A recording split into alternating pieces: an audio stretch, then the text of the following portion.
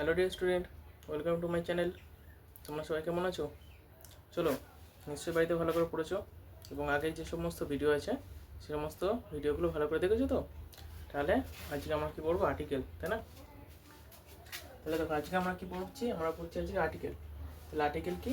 Article হচ্ছে কোনো noun এর আগে বসবে। কি বললাম? কোনো নাউন বা বাংলায় যেটা আমরা বিশেষ্য বলি, সেই নাউন বা বিশেষ্যের আগে বসে সেটাকে বোঝাবে যে এটা নির্দিষ্ট করে বোঝাচ্ছে নাকি অনির্দিষ্ট করে বোঝাচ্ছে। ঠিক আছে? তাহলে সেটা হচ্ছে আমাদের কি আর্টিকেল। তাহলে আর্টিকেল আজকে মন দিয়ে আর্টিকেল ক্লাস করো, তাহলে আর্টিকেল সম্বন্ধে সমস্ত কিছু তোমরা দেখবা, সব বুঝে যাবে, তাই না? তো চলো দেখি আর্টিকেলকে আমরা তাহলে দুটো ভাগে ভাগ করতে পারি। কটা ভাগে ভাগ করতে পারি? এই যে আর্টিকেল, তাকে আমরা দুটো ভাগে ভাগ করতে পারি। একটা হচ্ছে ইনডেফিনাইট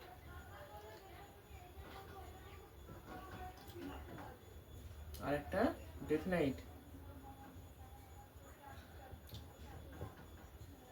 তাহলে আমরা কি বললাম? আর্টিকেলকে আমরা দুটো ভাগে ভাগ করতে পারি। একটা হচ্ছে ইনডেফিনাইট বা অনির্দিষ্ট। ইনডেফিনাইট বা কি বললাম? ইনডেফিনাইট বা অনির্দিষ্ট। আর একটা করলাম ডেফিনাইট মানে নির্দিষ্ট। তাহলে মনে প্রশ্ন জানতে পারে, তাহলে এই দুগুলো আবার কি জিনিস, তাই না? তাহলে ইনডেফিনাইট আর ডেফিনাইট। আচ্ছা ধরো তোমাকে আমি বললাম, তোমার কাছে ধরো অনেকগুলো পেন আছে, লাল, নীল, সবুজ, হলুদ, অনেকগুলো পেন আছে। তোমাকে বললাম, আচ্ছা তুমি আমাকে একটা পেন দাও তো। তুমি তোমার ইচ্ছা মতো যে কোনো একটা পেন দিতে পারো। অনেকগুলো পেনের মধ্যে থেকে দেখো তুমি আমাকে লাল পেন দিলে কিংবা নীল পেন দিলে। কিন্তু আমি যখন তোমাকে বললাম যে তুমি আমাকে লাল পেনটি দাও, তখন তুমি কী করবে? আমাকে লাল পেনটি দিয়ে দেবে, তাই না? তাহলে এটাই হলো নির্দিষ্ট অনির্দিষ্ট। নির্দিষ্ট বলতে বোঝাচ্ছে যেটা আমি চাচ্ছি সেই জিনিসটা মানে নির্দিষ্ট করে বোঝাচ্ছে, মানে ওই জিনিসটাকেই আমাকে দিতে হবে। কিন্তু অনির্দিষ্ট মানে যে কোনো একটা দিলেই হলো। ঠিক আছে? তাহলে আমরা কী করতে পারি? ইনডিফিনাইট। ইনডিফিনাইট কী কী থাকতে পারে? একটা থাকতে পারে এ, আর একটা হলো অ্যান। এ আর অ্যান হচ্ছে কি ইনডিফিনাইট, আর ডেফিনাইট আমরা কী দিয়ে বোঝাবো সবসময়? দিয়ে দিয়ে দিয়ে বা দা দিয়েছি। তাহলে এটা দিয়ে আমরা কী করতে পারি? আমরা বুঝাতে পারি যে কোনো একটা জিনিস সেটা নির্দিষ্ট কিংবা অনির্দিষ্ট। ধরো বললাম যে আই হ্যাভ এ বুক। তার মানে দেখো এখানে কী বলছিল? এ বলছিল। বললাম আই হ্যাভ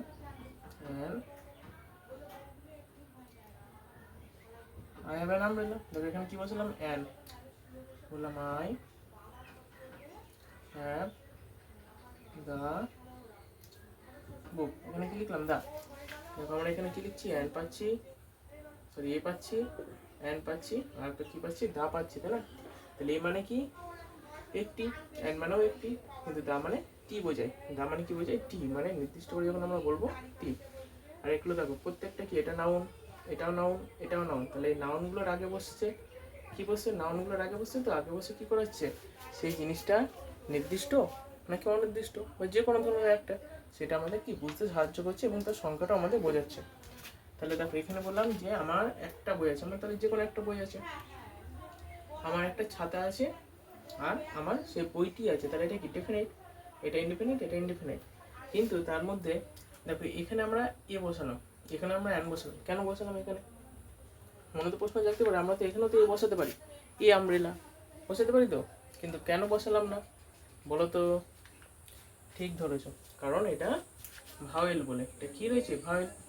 তাহলে চলো আমরা দেখি। তাহলে আমরা এ কখন বসাবো? এ বসাবো যখন ইংরেজিতে কি থাকবে? কনসোনান্ট হবে।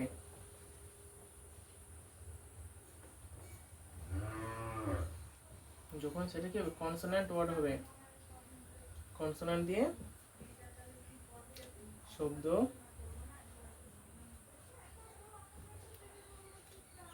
কনসোনান্ট শব্দ দিয়ে তৈরি হবে। বললাম ধরো বুক, তার মানে কি? এ বুক। তাহলে বিটা কি? কনসোনান্ট দিয়ে তৈরি হচ্ছে।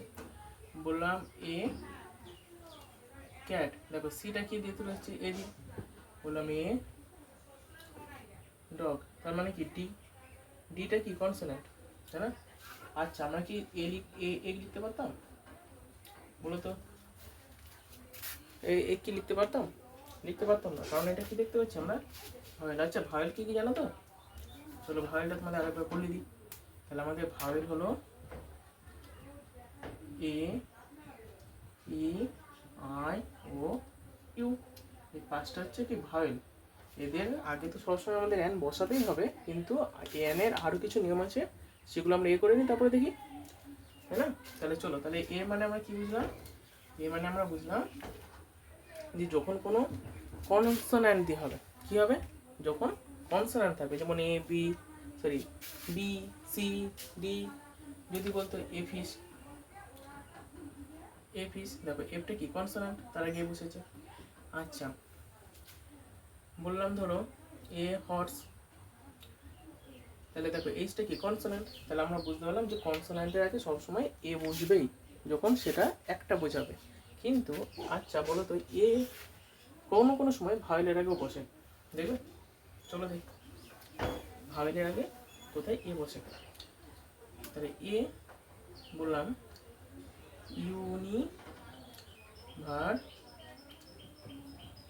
ইউনিভার্সিটি, বললাম এ ইউনিভার্সিটি, তাই না?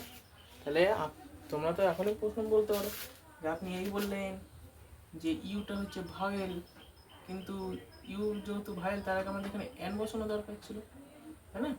কিন্তু আমি বসালাম কি এ বসালাম, তাহলে তো আমি ভুল শেখাচ্ছি নয়। আমাদের জানতে হবে যে সমস্ত ভাওয়েল, কি বলছি এবার ভালো করে দেখো, যে সমস্ত ভাওয়েল তাদের নিজেদের মতো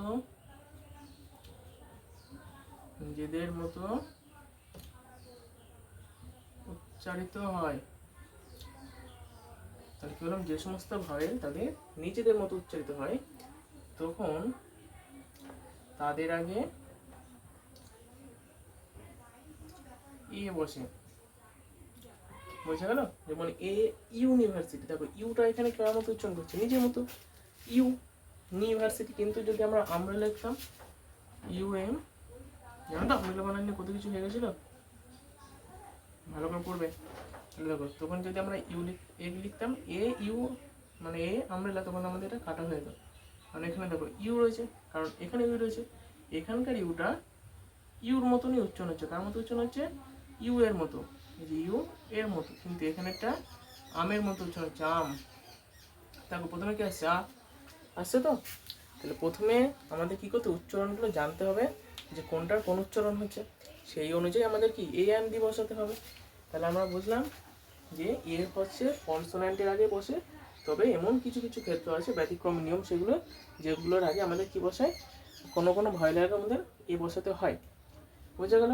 তাহলে এই একটা অনির্দিষ্ট বা ইনডিফিনিট আর্টিকেলের মধ্যে পড়ে, যেটা নাউনের কোনো সংখ্যা দ্বারা আমাদের বোঝাতে পারবে, তার পরিমাণটা বোঝাতে পারবে এবং অনির্দিষ্ট করে বোঝাবে।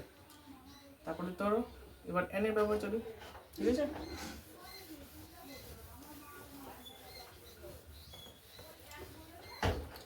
এবার আমরা শিখবো এন এর ব্যবহার।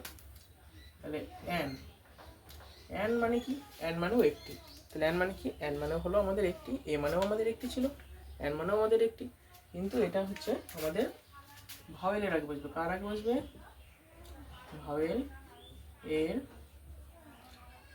আগে এন বসে। যেমন বললাম অ্যান অ্যাপেল, অ্যান এগ, তাই না? দেখো অ্যান অ্যাপেল, অ্যান এগ, এগুলো কি বসাচ্ছি আমরা? ভাওয়েল। মানে কি? অ্যান অ্যাপেল, দেখো এ আছে, ভাওয়েল এটা। ভাওয়েল কি কি আছে আমাদের? ভাওয়েল হচ্ছে এ, ই, আই, ও, ইউ। এই পাঁচটা আমরা কি জানি? ভাওয়েল। তাহলে ভাওয়েলের মধ্যে এ একটা ভাওয়েল পাচ্ছি, এই একটা ভাওয়েল পাচ্ছি, হলো অ্যান ইম্পট। তাহলে দেখো আইটা কি? ভাওয়েল। বললাম অ্যান অরেঞ্জ, দেখো ওটা একটা ভাওয়েল, অ্যান আমব্রেলা। দেখো তাহলে আমরা প্রত্যেকটা কি ভাওয়েল পেলাম তো? এখানে এ ভাওয়েল পেয়েছি, ই ভাওয়েল পেয়েছি, আই, ও, ইউ, প্রত্যেকটা ভাওয়েল, এবং তার আগে আমরা প্রত্যেকটাতে কি বসিয়েছি? অ্যান বসিয়েছি। কি বসিয়েছি? অ্যান। তাহলে আমরা কি জানলাম যে প্রত্যেকটা ভাওয়েলের আগে আমাদের কি বসবে? অ্যান বসবে। কিন্তু মজার বিষয় হলো, আমাদের এ যেমন বলছে যে আমি কিছু কিছু ভাওয়েলের আগে বসবো যে ভাওয়েলগুলো নিজেদের মতো উচ্চারণ করবে, ঠিক তেমনি ভাওয়েল তেমনি অ্যানও বলছে যে আমিও তোমাকে ছাড়ছি না, তুমি যেমন আমার ভাওয়েলের আগে বসছো, আমিও তোমার ঠিক কনসোনেন্টের আগে বসবো, তাই না? কিছু কিছু তেমনি ব্যতিক্রম নিয়ম হচ্ছে, কিছু কিছু কনসোনেন্ট আছে যেগুলোর আগে আমরা কি বসাবো, অ্যান বসাবো, বুঝেছো? কেউ কাউকে ছাড়ছে না। এ বলছে প্রতিশোধ আমি নেবই, ও বলছে আমি তোমার প্রতিশোধ নেবো। তাই না, আমাদেরও পড়াশোনা করে এগিয়ে যেতে হবে সামনের দিকে।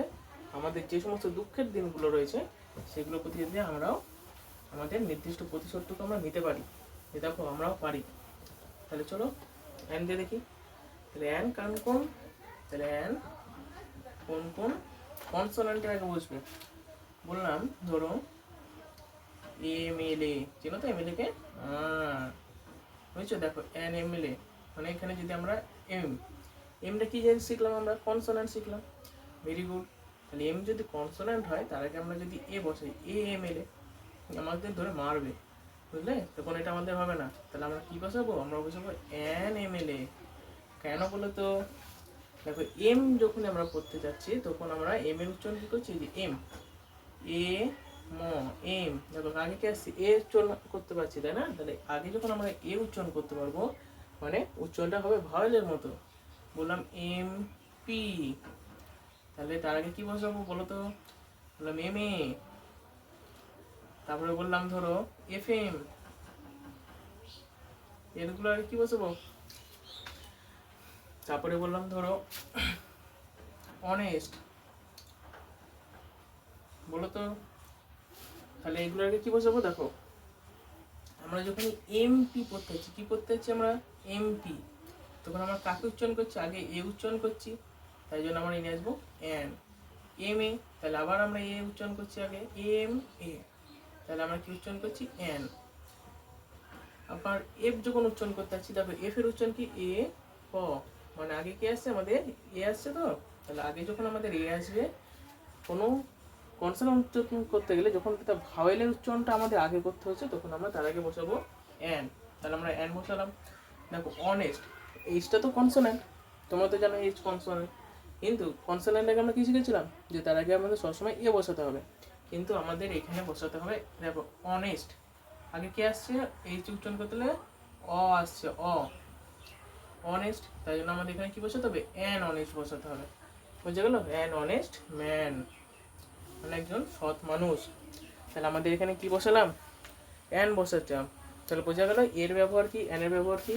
আরেকবার ভালো করে বোঝো, যে এ বসবে যেটা হলো আমাদের কনসোনেন্ট থাকবে, আর অনির্দিষ্ট করে বোঝাবে।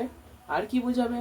যেগুলো যেগুলো যে সমস্ত ভাওয়েলের উচ্চারণ তাদের নিজেদের মতো হবে, তাদের আগে আমরা কাকে বসাবো? একে বসাবো। আর অ্যান বসাবো যে সমস্ত ভাওয়েলের আগে। অ্যান কাদের আগে বসাবো? সমস্ত ভাওয়েলের আগে আমরা অ্যান তো বসাবোই, সঙ্গে কিছু কিছু কনসোনেন্টের আগেও আমরা অ্যান বসাবো। দেখো যে সমস্ত কনসোনেন্টগুলো উচ্চারণ করতে গেলে আমাদের কাকে নিয়ে আসতে হবে? ভাওয়েলকে টানতে হচ্ছে, তবে সেক্ষেত্রে আমাদেরকে অ্যান তো বসাতেই হবে, কারণ যেহেতু আমরা ভাওয়েলকে টানছি, তাই না? তো আমার পড়ানো তোমাদের কেমন লাগছে কমেন্টে করে জানিও। এবং আমার একটা কোচিং সেন্টার আছে, সেখানে অনলাইনে অফলাইনে দু জায়গাতেই পড়ানো হয়। তোমরা স্ক্রিনে দেওয়া নাম্বারে যোগাযোগ করতে পারবে, যে 7908639549। আমি আশা করব, সঙ্গে চেষ্টাও করব, যে তোমাদের আমি যতটা পারি আমার নিজের বেস্টটুকু দিয়ে আমি তোমাদেরকে শেখানোর চেষ্টা করব। এবং আশা রাখি আমি তোমাদের ভালোবাসা পেলে বা তোমাদের আশীর্বাদে আমি সেইটুকু করতে পারবো। তাই যারা যারা পড়তে চাইছো আমার সঙ্গে যোগাযোগ করো। হবিবপুর 18 পাড়া, তোমরা তো জানোই। তাহলে এবার আমরা শিখি দায়ের ব্যবহার, তাই না?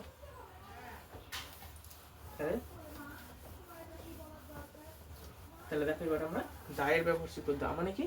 নির্দিষ্ট করে বোঝাবে। দা মানে কি? নির্দিষ্ট। তাহলে আমরা এবার শিখবো দায়ের ব্যবহার, যেটা আমাদের ডেফিনাইট আর্টিকেলের মধ্যে পড়ে। তাহলে কি কি করতে পারি? এটা হচ্ছে আমাদের